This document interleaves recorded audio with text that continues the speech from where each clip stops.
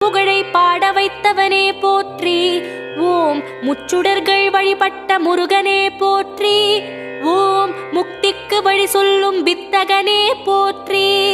ஓம் வயல் சூழ நடுவிருக்கும் நாயகனே போற்றி.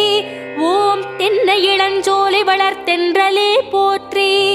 ஓம் என்ன குறை என்றறிந்து தீர்ப்பவனே போற்றி.